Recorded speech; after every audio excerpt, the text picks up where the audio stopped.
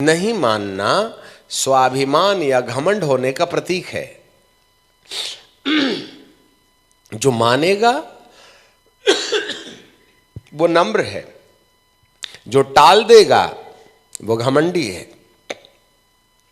अब यदि पतरस कहता प्रभु मैं नहीं डालता जाल, क्योंकि जहां आप बोल रहे हो वहां मैं ऑलरेडी डाल चुका हूं और 2 घंटे से जाल धो रहा हूं, इसलिए मुझे कष्ट मत दो, तो शायद पतरस वह चमत्कार जिसके द्वारा पतरस और प्रभु के बीच का रिश्ता सामने आएगा, यह अवसर उसको नहीं मिलता।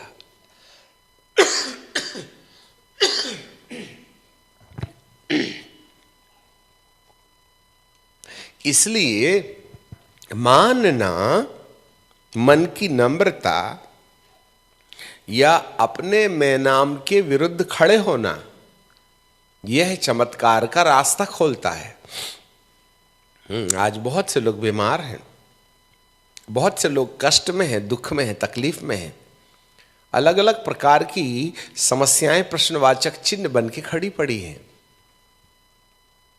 कई बार वे लोग प्रार्थना भी करते हैं, आशा तो रहती है कि प्रभु हमें चंगाई देगा, परंतु छुटकारा होता नहीं उनका, क्योंकि उनकी मानसिक जो दशा है पतरस की मानसिक दशा से मेल नहीं खाती है। उसे प्रभु की बात को हां कहने के लिए अपनी बात को ना कहना पड़ा, और जो ना कह सकता है वही हां कह सकता है। जिसने ना कहना नहीं सीखा वह हां कभी नहीं कह सकता। इसलिए अपने आप को ना कहने वाला व्यक्ति ही प्रभु को हां कह सकता है। इतने देर से जाल धोने के कार्यक्रम को वह फिर से जाल डालने में अपना समय खोता है, उसको उसका समय बर्बाद हुआ, जबकि वो जहां डालने बोल रहा है ना, वहां ऑलरेडी पतरस बाबा ने जाल डाल के रखा था, परंतु मछलियां नहीं थी। जी हां, अब पतरस के निर्देश, प्रभु के निर्देश के अनुसार पतरस बाबा सीधे कहते हैं हाँ ठीक है जाओ डालो। तो पतरस नाव को अंदर ले जाता है, प्रभु भी नाव में रहते हैं और वो जाल डालता है, और इतनी ढेर सारी मछलियां कि जाल फटने तो लगा पर फटा वगैरह नहीं, नाव डूबने तो लगी पर डूबी नहीं। उसको अंद्रयास की नाव को बुलाना पड़ा और अपनी नाव से भरी मछलियों में से दूसरे की नाव में भी डालना पड़ा, तब जाकर के दोनों नावें मछलियों से भर गईं, जाल ऊपर बाहर नहीं आ पाया। इस चमत्कार के बाद पतरस के मन के अंदर एक विचार पैदा होता है, जरा ध्यान दो, और वो ये है, हे प्रभु मैं पापी हूं। ये बात क्यों पतरस भैया बोले? किसी व्यक्ति को अपने पापी होने की जानकारी केवल नम्रता की दशा में ही प्राप्त हो सकती है। स्वाभिमानी कभी अपनी गलती को स्वीकार नहीं करता और ना उसको मानने को तैयार है। नम्र लोग ही अपनी गलती को पहचानते हैं। केवल नम्र लोग ही हैं जो अपनी गलती को जानते हैं। स्वाभिमानी कभी अपनी गलती को समझने या उसको मानने या उसको जानने की कोशिश न करेगा, न प्रयास करेगा, न तैयार होगा। परंतु प्रभु यीशु मसीह ने बिना प्रचार किए, जबकि प्रभु ने तो जाल डालने को बोला था, पतरस तो मछली ने पकड़ा था, और प्रभु ने पाप का कोई संदेश नहीं प्रचार किया था, फिर भी पतरस के अंगीकार से पता चला कि हे प्रभु मुझसे दूर हो जा, क्योंकि मैं पापी हूं। इसका मतलब है इतनी ढेर सारी मछलियों और चमत्कार के द्वारा पतरस की नम्रता ने प्रभु को पवित्र और पतरस को पापी होने की जानकारी दे दिया। वाह! और यही विशेषता अब पतरस को प्रभु यीशु को पहचानने में मदद कर रही है। ये वाली जो घटना थी पहले दिन हुई थी जब प्रभु यीशु उसको बुलाने जा रहे थे। इतनी ढेर सारी मछलियों के पकड़े जाने के बाद प्रभु यीशु मसीह ने कहा, तूने गिना मछली? नहीं, बोले नहीं गिन सकते। मैं तुझको ऐसे ही जितनी मछली तूने पकड़ी है ना, उतनी ही मैं तुझे आदमियों का पकड़ने वाला मछुआरा बनाऊंगा। ये बुलाहट के पहले पतरस ने प्रभु की पवित्रता और अपने पापी होने के सत्य को पहचाना। अच्छे से जाने, हाँ, पापी होने के सत्य को जानना, यह हमें प्रभु की पहचान में मदद करता है। जब बहुत से लोग उसको यिर्मयाह कहने लगे, भविष्यद्वक्ता कहने लगे, यशायाह कहने लगे, तब प्रभु परमेश्वर ने पतरस के माथे में पश्चातापी मन के बाद इस दशा को देखते हुए पिता ने पतरस को बोला, पतरस को प्रकट कर दिया कि यीशु जीवते परमेश्वर का पुत्र मसीहा है। और दूसरे चेलों में हिम्मत नहीं थी यीशु के बारे में कमेंट्स करने की, याद रखिएगा। प्रभु यीशु ही पतरस ही एक ऐसा व्यक्ति था जिसकी बुलावे के पहले वह अपने और अपने प्रभु के बीच के रिश्ते को पहचान चुका था कि मैं पापी हूं और प्रभु पवित्र है। आपको मालूम हो, इस अंगीकार ने पतरस को धर्मी बना दिया, क्योंकि वह अपनी गलती को पहचान लिया, ठीक है, अपने आप को पापी समझ लिया। जब कभी कोई व्यक्ति पवित्र आत्मा के बाहरी प्रकाशन के द्वारा अपनी गलतियों के एहसास में चला जाता है, तो ऐसा व्यक्ति अगले पड़ाव में प्रभु के साथ सामना करने के काबिल हो जाता है। और यदि किसी को अपनी बुलाहट की वास्तविकता समझना है, तो उसकी सबसे बड़ी जरूरत यह है कि हम अपनी वास्तविकता को पहचानें। और अपनी वास्तविकता को जानना प्रभु की सच्चाई जानने से पता चलेगा। इतने ढेर सारी मछलियों के पकड़े जाने के द्वारा पतरस को यह समझ में आ गया कि यह आदमी नहीं है, देवता है, और देवता पवित्र होते हैं और मैं हूं पापी। यदि किसी ने प्रभु की पवित्रता को जाना तो अपने आप को ओछा जरूर पाएगा, और यदि किसी ने प्रभु की पवित्रता को पहचानने में देरी किया तो उसको वो खुद समझ में नहीं आएगा कि वो है कौन। इसलिए बाइबल कहती है, परमेश्वर को खोजो तो तुम्हें अपना परिचय मिलेगा। यशायाह ने भी ऊंचे में शरापों और करूबों को परमेश्वर की पवित्र पवित्र पवित्र दशा का अंगीकार करते हुए देखा। तब यशायाह कहता है, मैं तो अशुद्ध होंठ वाला इंसान हूं, अशुद्ध होंठ वाले लोगों के बीच में रहता हूं। प्रभु दर्शन हमारी हालातों को प्रकट करता है। इसलिए आप अपनी गलतियों को उस समय तक नहीं मान सकते हैं जब तक आपको प्रभु की पवित्रता का ज्ञान नहीं होगा। अब उसको जानना कई तरीके से हो सकता है। कोई चमत्कार देख करके, कोई उसकी द्वारा दी जाने वाली सहायता देख करके। तो हमें मालूम होना चाहिए कि प्रभु हमारे भौतिक संसार में चमत्कार क्यों करते हैं। वे भौतिक संसार में चमत्कार इसलिए नहीं करते हैं क्योंकि उनको चमत्कार करने का शौक है या वो चमत्कार करके रुक जाना चाहते हैं, परंतु हर चमत्कार हमारे प्रभु का परिचय देता है कि वो साधारण इंसान नहीं है वरन ईश्वर पुत्र है। आज बहुत से लोग हैं जो अद्भुत अद्भुत काम अपने जीवन में देखते हैं और अद्भुत काम देख के चले जाते हैं। वे चिंतन नहीं करते कि प्रभु ने आपको क्यों चंगाई दिया। वे जान नहीं पा रहे हैं कि क्यों प्रभु आपके साथ इतने दयालु और कृपालु हैं। इसलिए प्रभु अपनी दया और प्रेम के द्वारा हमारे भौतिक संसार में बहुत से अद्भुत अद्भुत काम करते हैं, और उन भौतिक अद्भुत कामों के द्वारा हमें ईश्वर के पुत्र होने का प्रभु में परिचय मिलता है। यह हमारी सबसे पहली जरूरत है। और जब आपको प्रभु समझ में आ जावे कि ये तो परमेश्वर का पुत्र है, तब इस आईने में एक व्यक्ति अपने आप को ओछा और छोटा और पापी जानता है। याद रखिएगा, you will feel that you are nothing, you are a sinner. यदि मैं कह दूं तुम बीड़ी पी के पाप करते हो, अच्छा है, ठीक है अंकल आप बोल रहे तो मान ही लेता हूं, तो आप मेरे कहे अनुसार गलती मानिएगा ना। प्रभु ने थोड़ी ना गलती जनवाया था पतरस को, वो तो उसको खुद को समझ में आ गया। आसमान में शाराप लोग पवित्र पवित्र कह के यशायाह को थोड़ी बोल रहे थे तू बोलने में गलती करता है। यशायाह को तो खुद समझ में आ गया ना।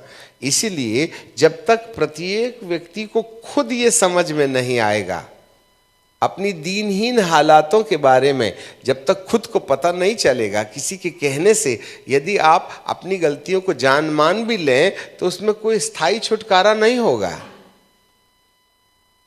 हमारी सबसे बड़ी जरूरत है कि हम पिता परमेश्वर के द्वारा अपनी नम्रता को स्थापित करने से परमेश्वर के द्वारा अपने अंदर प्रभु का परिचय प्राप्त करें। जब तक पिता की ओर से वरदान ना मिले कोई मेरे पास नहीं आ सकता है। यूहन्ना रचित सुसमाचार और उसका यदि मैं आपके लिए निकालूं 6वां अध्याय और 65वां पद, पहले 44 पद पढ़ेंगे। यूहन्ना की किताब 6वां अध्याय 44 पद। कोई मेरे पास नहीं आ सकता, यीशु बोलते हैं, जब तक कि पिता जिसने मुझे भेजा है उसको खींच करके ना लाए। अब पिता परमेश्वर ही होगा जो किसी व्यक्ति को प्रभु के पास खींच के ले आएगा। इसका मतलब है हर एक व्यक्ति को पिता की ओर से वरदान की जरूरत है। यदि कोई पिता की ओर से वरदान प्राप्त ना करे प्रभु के पास आने का, तो वह प्रभु के पास नहीं आ सकता है। कोई मेरे पास नहीं आ सकता जब तक कि पिता जिसने मुझे भेजा है उसे खींच न लाए, और मैं उसको अंतिम दिनों में जिलाऊंगा। भविष्यद्वक्ताओं के लेख में लिखा है, जब तक कि वे, हमारे पीछे बोलिए, जब तक कि वे सब परमेश्वर की ओर से सिखाए हुए होंगे।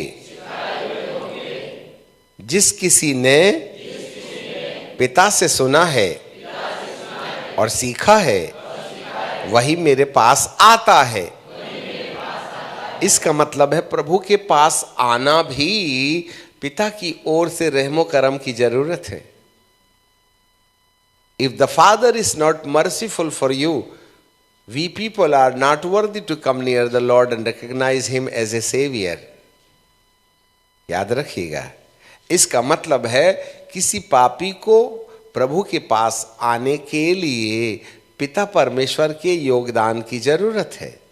और 65 पद में लिखा है, और उसने कहा, इसलिए मैं तुमसे कहता हूं कि जब तक किसी को पिता की ओर से यह वरदान ना दिया जाए तब तक वह मेरे अर्थात प्रभु यीशु के पास नहीं आ सकता। यही बात पतरस में भी लागू होती है।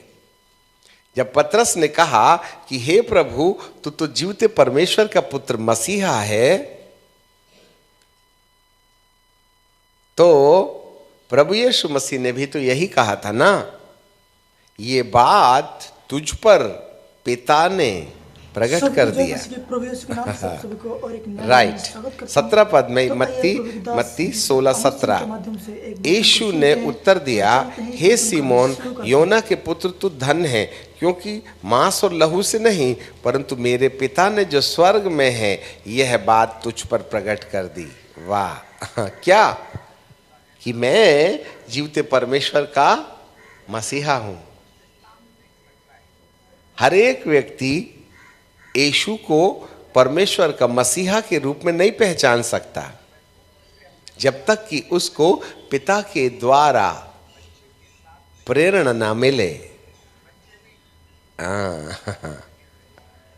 Hallelujah, right.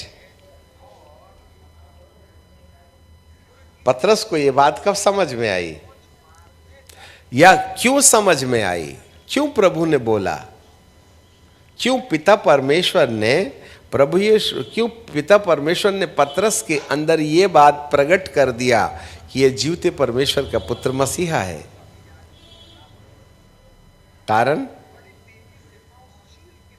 कारण ये था क्योंकि पतरस पहले ही प्रभु यीशु को मनुष्यों की कैटेगरी से हटाकर परमेश्वर के दृष्टिकोण से देखने लगा था। कब? जब उसको 2 ट्रक मछली मिली थी।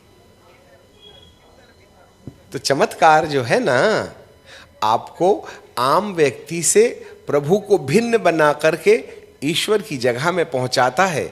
और जिस समय ये वाली समझ हमारे अंदर आ जाएगी, उस दिन हम अपना परिचय जान लेंगे। We can recognise our personality,